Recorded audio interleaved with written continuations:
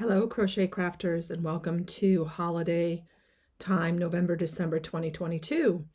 If you're in another year and you're looking at this later on, it's okay.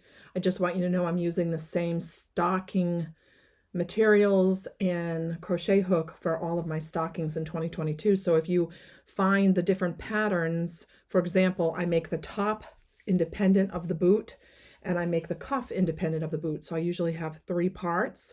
So if you like the cuff on one, the boot on the other, and the body on another, you can pick whichever one you want in 2022 because I'm going to use the same yarn or type of yarn, same weight and same crochet hook, and I'm using the same brand. I'm not a spokesperson for any brand, but inflation has taken hold this year, and I have found this Craft Smart value yarn to be the most economical as far as price and the amount that you get in a skein. So I'm definitely using this Craft Smart to create all my holiday stockings, and they have this beautiful mushroom and wine color that I'm using for everything. Obviously the colors are limited because it is a value yarn, but you can find all the colors you need for the holidays. Now, be sure you read the directions or suggestions on the card of whatever your yarn you're using. And if you're using 2 or 3 yarns like I have here, make sure that they're the same weight. A lot of people buy yarns and they go into the craft store and they go, oh, wow, this is so pretty and the colors are so beautiful and everything like that. The problem with that is if you're picking up a 4 medium weight, which is what I'm using, versus a two ply yarn or 2 worsted yarn or a heavy bulky weight, it's not gonna give you the desired effect you want. So just make sure when you are making a stocking, you use the same weight for throughout. The other thing is I'm using an I9 for all of my designs this year for 2022. So any design you see, if I don't mention the hook, it's an I9. That's a USA 5.5 millimeter, and that's what I'm using. And some of them have different grab handles or grab bars. I haven't learned how to use that grab bar and how to do that. I'm an old school, metal crochet hook. I use plastic darning needles, plastic crochet needles, because I have my hands have been ruined by all the crafting I do, and I don't want to end up with sores at the end of my hands when I pull the needles through. So I used one with a nice big eye hook right here, but I don't want to poke myself. The other thing is these Craft Smart yarns are a 4 medium. They're acrylic and they're also machine washable. So all my stockings are machine washable. So let's talk about the differences. If you want a stocking that doesn't have a seam, you can look up seamless stockings. What is the difference between a seamless and a seam? Well, the seam, obviously you can see more than at the end of the seamless, but you're not going to get this desired single crochet pattern look if you do a seamless.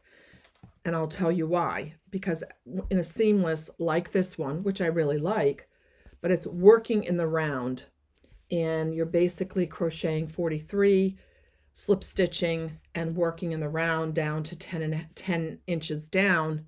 And this is what it's going to look like for the pattern. And believe it or not, this is the same stitch. However, this stitch is working flat, turning at the end of each row. And then when you're done, sewing up the back. So it just depends on what kind of look you want, because you can do the same stitch. I'm using a lot of single crochet stitches and they look different depending on what you want. Now this right here, the cuffs, I usually do 5 rows for the cuffs. This is called, I love this cuff. This is a back and front post double crochet. And you can find this. I have a video on a back and front post double crochet, whichever way you want to do it. And it's a loose cuff, so you can lift this up. The reason I usually attach the cuffs separate, you can see my video on attaching the cuffs independently, is because when you attach them after the fact, they lay nice and flat, and then you can add your hook. And I also have a video on how to add hooks. So if you don't know how to do that, you want to do it before or after. There's a lot of different variables in the patterns, but it's basically created the same way. The other thing is I work when I'm creating things. I made this snowflake too in a pattern, if you want to see it on Lori's Handiwork.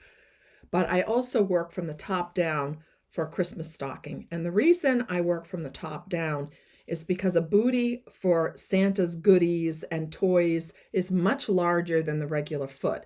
So I work from the top down, and then I create a big, heel to hold those, candies and toys.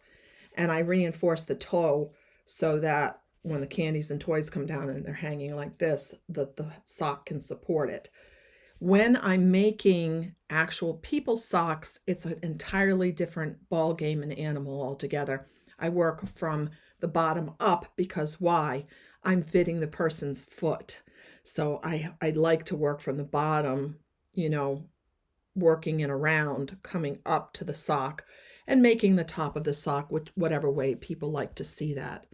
So anyways, depending on whether you want to work in the round, this is the round, and how you want to put the cuffs on, you can do the cuff, the body of the stocking, the boot, with the heel, the actual foot and heel part, all separate. And then you can add your own appliques, because I'm doing appliques as well. You can do a Santa, you can do a snowflake, a snowman, whatever appliques you want.